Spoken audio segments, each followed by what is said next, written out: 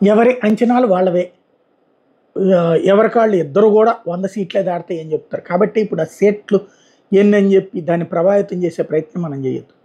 కాకపోతే ఓ రకంగా చెప్పాలంటే యుద్ధం ప్రతిరోజు కూడా కురుక్షేత్ర యుద్ధం పొద్దున్నుంచి సాయంత్రం దాకా జరిగేదట. సాయంత్రం 5 గంటల తర్వాతన రిలాక్స్ అయ్యి తర్వాత ఒకళ్ళనొకళ్ళు పలకరించుకునేవాళ్ళంటే, ఒకళ్ళకొకళ్ళు ఆయింట్మెంట్లు రాసుకునేవాళ్ళంట. ఆ తరహా ఉంది ఇప్పుడు గ్రౌండ్ లెవెల్లో పరిస్థితి.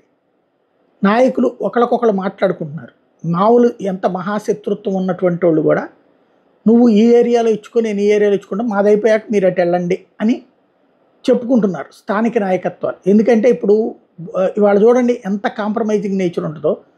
ఎదురోడి మందుని ఎదురోడి డబ్బుల్ని అప్పచెప్పాలి కదా, పట్టించాలి కదా, అట్లా చేయట్లే. ఎందుకంటే అప్పుడు ఎదురోడు వీళ్ళని ఆపుతాడు కదా, వీళ్ళని పట్టిస్తాడు కదా.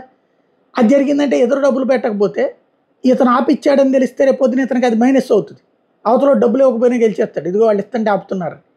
కాబట్టి వీళ్ళు కాంప్రమైజ్ అయిపోతున్నారు లోకల్గా. పొద్దున పూట్ల మీరు ఇవ్వండి, సాయంత్రం పూట మేము ఇస్తాం, లేకపోతే మేము 12 తర్వాత ఇస్తాం, మీరు 2 తర్వాత ఇవ్వండి, ఇట్లాగ మాట్లాడుకుని మరి సెట్ చేసుకుంటున్నారు.